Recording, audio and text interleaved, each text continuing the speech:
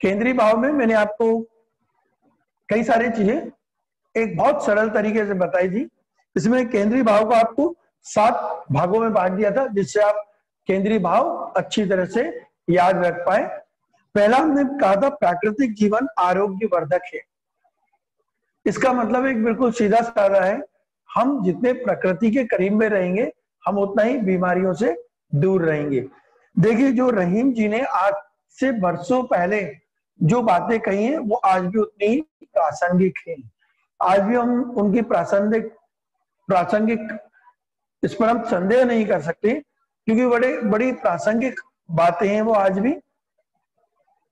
दूसरा हमने कहा था कि तृप्तिकारक कार्य ही महत्वपूर्ण है, या तृप्तिकारक वस्तु ही महत्वपूर्ण है।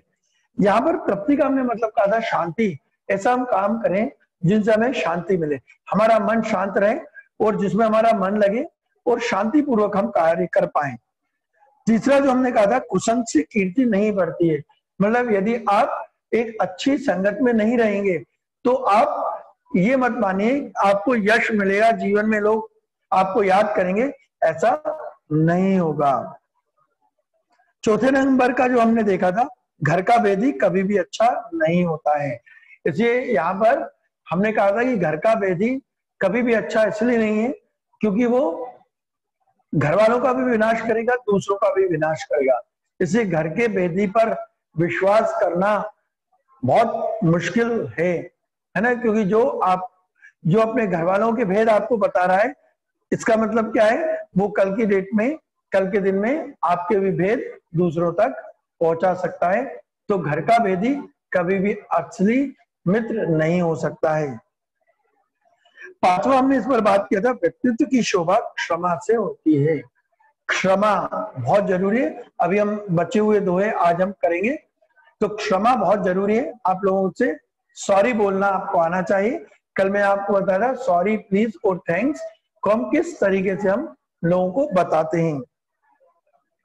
उससे अगला मैंने बोला था कि सज्जनों का प्रेम टूटकर भी जुड़ जाता है। इसका मतलब है कि सज्जनों को आप अपने से दूर मत होने दीजिए, उन्हें कैसे भी करके आप जोड़े रहिए।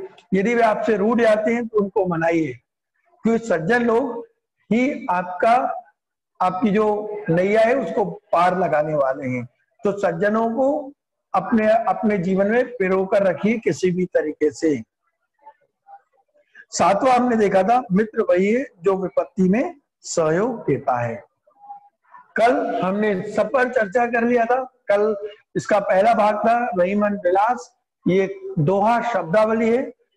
हमने यहाँ पर बात किया था कि रहीम जी का अधिकार ब्रज, अवधी, फारसी और संस्कृत, साथ साथ में हिंदी तो है, इन भाषाओं पर उनका बहुत अच्छा अधिकार था, और जिनके कारण हम उन्हें कह सकते हैं कि वो वास्तव में ही एक मुस्लिम होने के बावजूद भी वो एक ऐसे व्यक्ति थे जिन्होंने अपनी समाज में एक जगह बनाई है।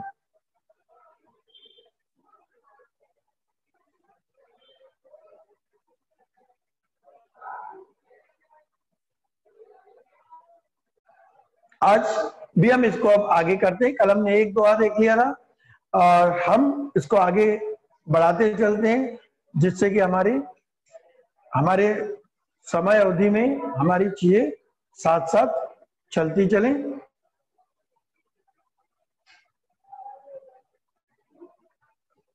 मैं आपको स्क्रीन शेयर जो कर रहा हूं वो करने का केवल एक उद्देश्य है, क्योंकि अभी तक कई सारे विद्यार्थियों के पास पुस्तकें नहीं है। तो जब तक पुस्तक उपलब्ध नहीं हो जाती मैं आपको स्क्रीन शेयर के साथ बताता चलूंगा।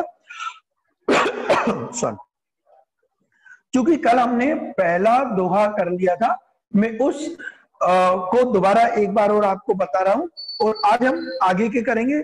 आज का मेरा उद्देश्य है कि हमारे पूरे जो 12 दोहे हैं वो 12 हमारे पूर्ण हो।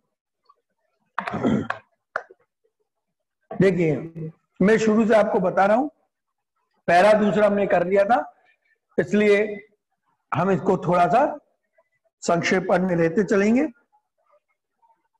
तो उसका पहला था रहीमन बहु भेषज करत व्याधि न छोड़त साथ खगमृत वसत अरोग बन हरि अनाथ के नाथ। कल हमने देखा था कि रहीम जी यहाँ पर कह रहे हैं कि ऐसे लोग जो बहुत सारी औषधियां, भेषज माने औषधि, बहुत सारी औषधियां, बहुत सारी दवाइयों का प्रयोग करते हैं, उसके बावजूद भी उन लोगों का बीमारी साथ नहीं छोड़ती है। यहाँ पर कहने का मतलब क्या है, यदि हमें जितनी ज्यादा सुविधाएं मिले हम उतने ही ज्यादा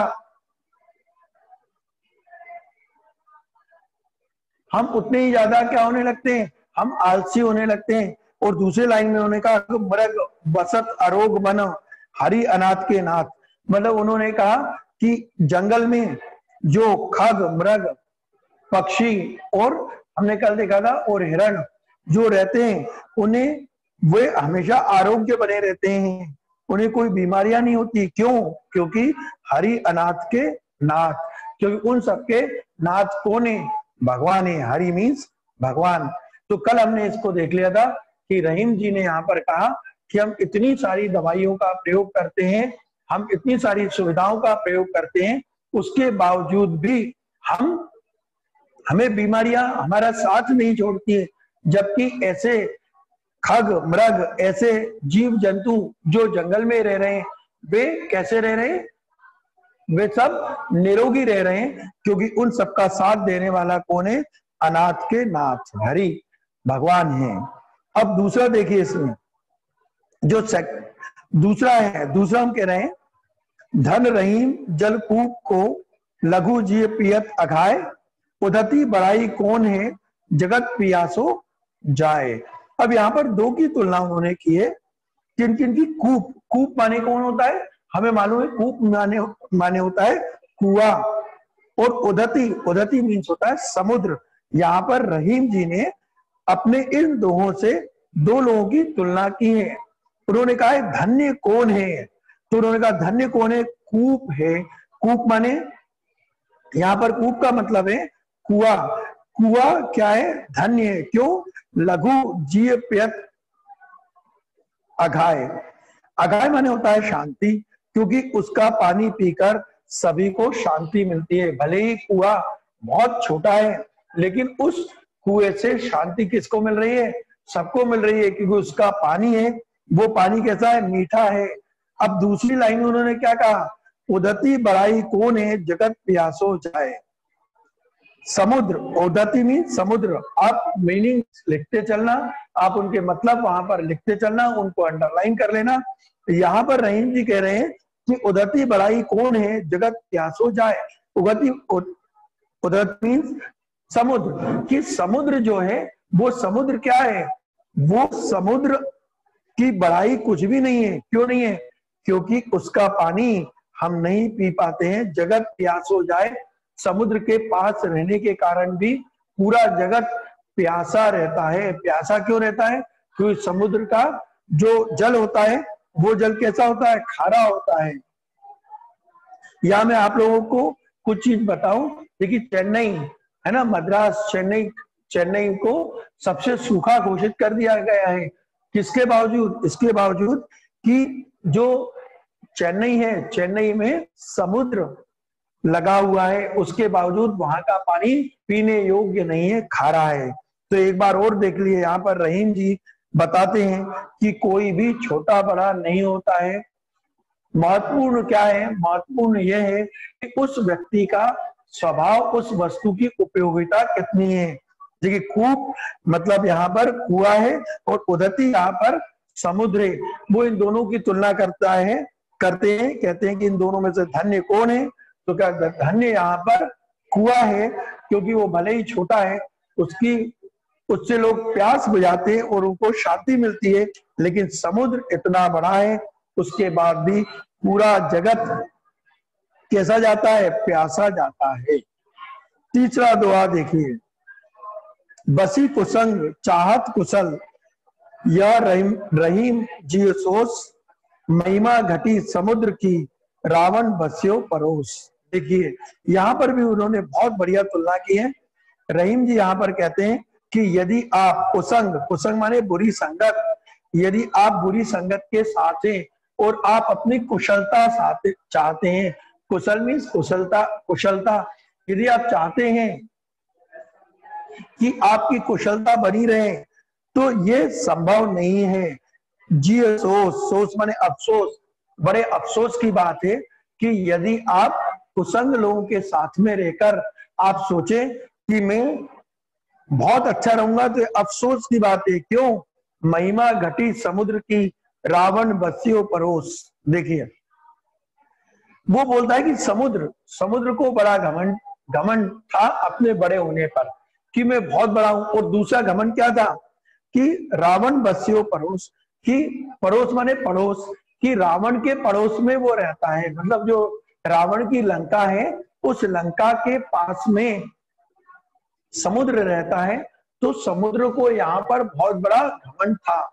उसको इसलिए घमंड था, उसको ये लगता था कि मैं तो लंका के पास में रहता हूं, लेकिन उसी के कारण उसकी महिमा घट गई, क्योंकि उसका कुसंग का साथ हो गया। रावण का साथ उसके लिए भारी पड़ा। कैसे भारी पड़ा मैं आपको यहाँ पर बता देता हूं। इसलिए भारी पड़ा कि जब समुद्र ने जगह नहीं दी तो क्या किया गया, उसके ऊपर पत्थर डाले गए और उसको बांध दिया गया। समुद्र जैसे विशाल को भी बांध दिया गया, उसके ऊपर पत्थर डालकर उसके ऊपर से पुल बना दिया गया। देखिए आप लोगों ने रामायण में इसका उल्लेख किया गया है, आप लोगों ने सबने इसको पढ़ा है। तो मैं आपको एक बार और बता देता हूं। यहाँ पर रहीम जी कहते हैं कि यदि आप कुसंगति के साथ रहेंगे और आप सोचेंगे कि हम हमेशा कुशल रहेंगे, तो ये बहुत अफसोस की बात है। यहाँ तक कि समुद्र इतना बड़ा विशाल होने के कारण भी उसकी महिमा घट गई। किसके कारण? क्योंकि वह रावण का पड़ोसी था, क्योंकि वो लंका के करीब था। तो इसलिए हमारी कुसंगति, बुरा संग हमारे लिए कभी भी अच्छा नहीं है। अब देखिए दोहा नंबर 4 पर हम जाते हैं। रहीमन असुआ नेन ढरी, ये दुख प्रकट करे, जाहि निकारो गेहते, कस न भेद कही दे। यहां पर अब रहीम दास जी क्या कह रहे हैं? वो कह रहे हैं कि आंसुओं से, वो कह रहे हैं कि आंखों से आंसू निकल पड़ते हैं। क्यों निकल पड़ते हैं? क्योंकि जीव दुख प्रकट करेगी। जीव का मतलब है जिया, जीव मीन्स हृदय। यदि आपका हृदय दुखी होता है तो आपके आंखों से आंसू अपने आप निकल पड़ते हैं। जाहि निकारो गेह से गेहते, कस न भेद कही दे। अब वो कहते हैं कि जिसे घर से निकाल दिया गया हो, तो कस न माने क्यों ना, वो क्यों अपने भेद, अपने घर के भेद दूसरों से ना कहे। देखिए जीव का मतलब है यहाँ पर हृदय, गेह का मतलब है यहाँ पर ग्रह, घर, कस न माने क्यों ना। यहाँ पर रहीम दास जी कहते हैं कि जिस प्रकार से हमारा हृदय दुखी होता है तो हमारी आंखों से अपने आप आंसू बाहर निकल आते हैं, उसी प्रकार से यदि किसी व्यक्ति को घर से निकाल दिया जाए तो वो घर के भेद क्यों ना कहे। कहने का मतलब यहाँ पर ये है कि हम अपने लोगों को संभाल कर रखें। यदि हम अपने लोगों को संभाल कर नहीं रखेंगे तो जिस प्रकार से हमारा हृदय दुखी होता है तो आंसू अपने आप बाहर आ जाते हैं, उसी प्रकार से यदि हमने अपने लोगों को संभाल कर प्रेम पूर्वक नहीं रखा तो वे लोग जब बाहर निकलेंगे तो वे हमारे घर के भेद बहुत आसानी से कह देंगे। अगला देखिए, अगला बहुत इंपॉर्टेंट है, बहुत महत्वपूर्ण है, पहले परीक्षा में पूछा गया है। यहां पर ये थोड़ा सा कठिन भी है, इसलिए ध्यान दीजिएगा। जब लगी वित्त न आपने, तब लगी मित्र न कोय, रहीमन अंबुज अंबु बिनु, रवि नाहिन हित होए। यहां पर रहीम दास जी कहते हैं वित्त, वित्त का मतलब क्या है? धन। जब लगी वित्त न आपने, तब लागी मित्र न कोय। वो यहां पर कह रहे हैं कि यदि आपके पास धन ना हो, पैसा ना हो, तो आपके मित्र भी किसी काम के नहीं हैं, वे भी आपको छोड़कर चले जाएंगे। जैसे कि अगली लाइन पे बहुत ध्यान से पढ़ना, बहुत महत्वपूर्ण है। रहीमन अंबुज अंबु बिनु रवि नाहिन हित होए। अब यहाँ पर पहले आप इनके मतलब देखते चलिएगा, इनके अर्थ देखिए। अंबुज, अंबुज माने होता है कमल। मैंने आपको पहले के भी पाठ में एक बार पढ़ाया था। अंबुज माने है कमल। अंबु, अंबु मीन्स, अंबु का मतलब है यहाँ पर जल, जल बिनु। रहीम दास जी कहते हैं कि कमल, बिना पानी के कमल, रवि नाहिन हित होए। उस कमल का, रवि, रवि माने सूर्य, सूर्य भी कुछ भला नहीं कर सकता है। मतलब ऐसा कहा जाता है कि सूर्य के उगने के साथ कमल खिलते हैं, लेकिन रहीम दास जी यहाँ कहते हैं यदि कमल को पर्याप्त पानी या जो कीचड़ है, जो पानी है, यदि पर्याप्त पानी ना मिले तो कमल भी उसका कुछ नहीं कर सकता। यहाँ पर रहीम दास जी ने हमारे जीवन में धन की महिमा बताइए, का जो धन है वो धन बहुत जरूरी है। यहाँ पर मैं आपको आपकी जानकारी के लिए बता दूं, यहाँ पर अनुप्रास अलंकार है जो अ से स्टार्ट हो रहा है। अंबु, जब भी हम व्याकरण पढ़ेंगे तब हम उस व्याकरण में हम जरूर पढ़ेंगे कि अलंकार कौन कौन से हैं, संधि समास के बारे में भी हम अवश्य पढ़ेंगे।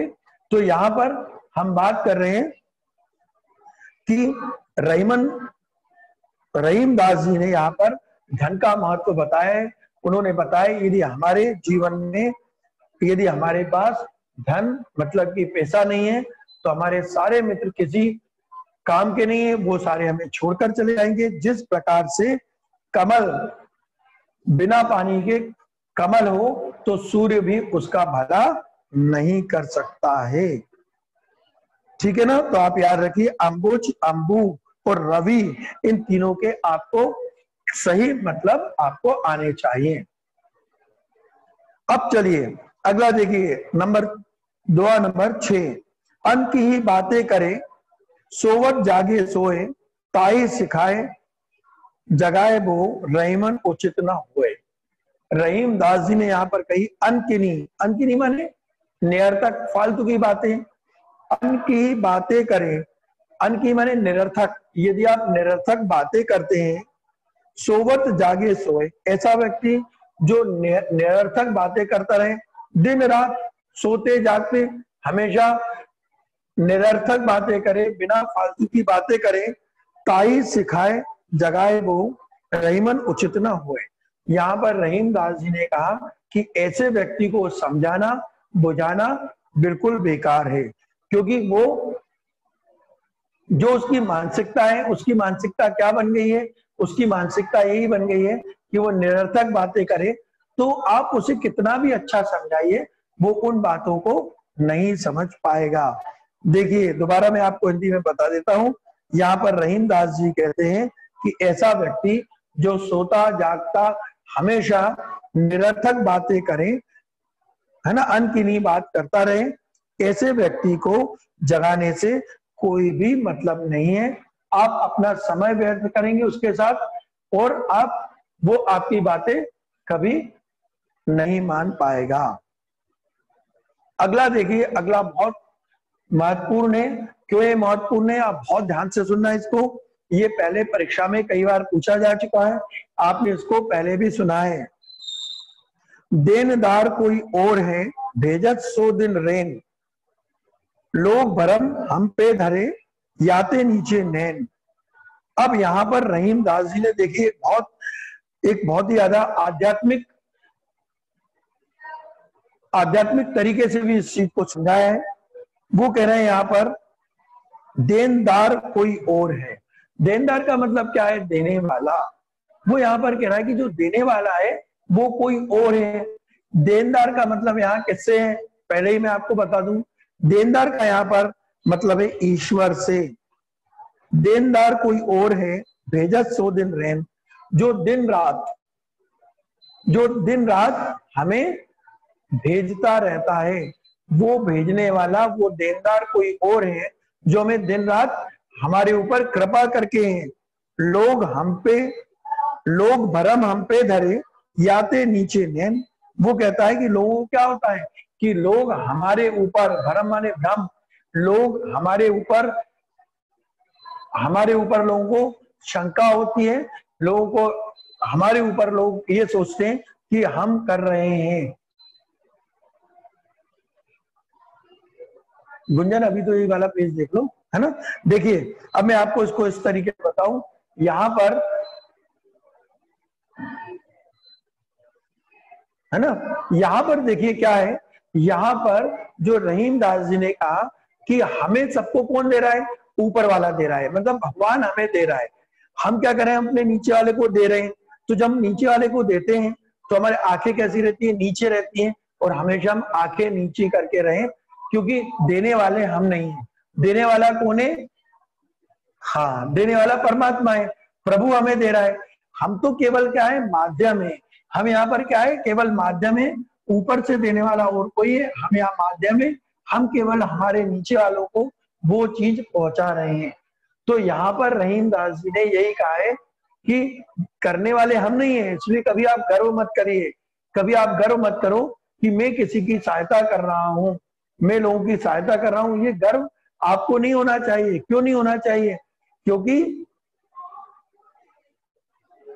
करने वाला तो और ही कोई है, जो आपकी सहायता कर रहा है, जो दे रहा है, जो दूसरों की सहायता कर रहा है, वो तो और कोई और ही है। ठीक है, तो इस दोहे को आप अच्छी तरह समझ लीजिए। यहाँ पर रहीम दास जी कह रहे हैं कि आप अपने आप पर गर्व मत करो कि आप किसी की सहायता कर रहे हैं। देखिए हमने पहले व्यक्ति परिचय में भी पढ़ा था कि रहीम दास जी भी बहुत बड़े त्यागी से दानी थे। तो वो अपने आप को उस जगह पर कह रहे हैं कि आप मुझे मत मानो कि मैं कुछ दे रहा हूं, देने वाला तो कौन है, भगवान है। मैं तो केवल अपनी आंखें नीचे करके दे रहा हूं, क्योंकि मैं कुछ कर ही नहीं रहा हूं।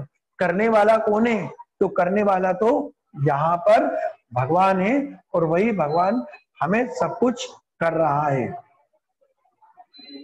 ठीक है ना। अब अगला दोहा आप देखिए,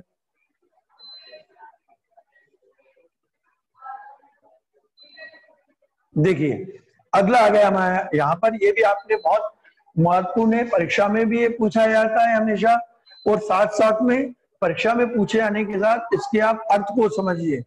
देखिए, क्षमा बड़ेन को चाहिए, छोटन को उत्पात, का रहीम हरि को घटे, जो भृगु मारी लात। आप सबको मालूम है क्षमा, क्षमा मीन्स क्षमा होता है ना। जैन लोगों में क्षमा आजकल चल रहा है पर्यूषण पर, तो क्या करते हैं, क्षमा मांगते हैं लोगों से, है ना। कहते हैं मेरे से जाने अनजाने में कोई भी गलती हो गई हो, मेरे को क्षमा कर दो। क्यों, क्योंकि जो क्षमा है, क्षमा क्या है, किसका आभूषण है, बड़े लोगों का है। क्षमा बड़न को चाहिए, छोटन को उत्पात। उत्पात माने उधम। यदि कोई गलत बात भी हो जाए तो बड़े लोगों को क्या करना चाहिए, क्षमा बड़ों को करना चाहिए। का रहीम हरि को घटेओ, जो भृगु मारी लात। यहाँ पर रहीम दास जी कहते हैं, वो क्या कह रहे हैं कि का रहीम हरि, हरि माने भगवान। वो कहते हैं कि भगवान का क्या घट गया, इतने बड़े भगवान हैं, जब उनको किसने लात मारी, भृगु ने लात मारी। तो आप इसको इस तरीके से समझिए, जो लोगों ने पौराणिक कथाएं पढ़ी वे जानते हैं, ऋषि भृगु जो थे उन्हें ब्रह्मा का पुत्र माना गया है। वो तो भगवान से बहुत छोटे हैं, लेकिन उस समय भी क्या हुआ, जब उन्होंने भगवान को क्रोधित होकर लात मारी, तो भगवान ने उनकी लात भी खा ली, क्योंकि भगवान ने उन्हें बताया कि मैं तो बड़ा हूं। भगवान ने खुद का अपना उदाहरण देकर बताया कि मैं तो बड़ा हूं, यदि मुझे भी कोई छोटा व्यक्ति मेरा अपमान कर दे तो भी उसमें हमें कष्ट नहीं होना चाहिए। यहाँ पर रहीम दास जी कहते हैं, क्षमा बड़न को चाहिए, छोटन को उत्पात। कि हमेशा छोटे लोग कितना भी उधम करें, कितना भी गलत काम कर दे, हमेशा बड़े लोगों को वहां पर क्षमा करना चाहिए। का रहीम हरि को घटियो, कि रहीम कहते हैं कि हरि माने भगवान, भगवान का क्या घट गया यदि भृगु की उन्होंने लात भी खा ली तो। ठीक है ना। तो हमेशा याद रखिए बड़प्पन किसमें है, बड़प्पन है क्षमा करने में। इसलिए सभी धर्मों में, सभी जातियों में, सभी संस्कारों में क्षमा मांगी जाती है।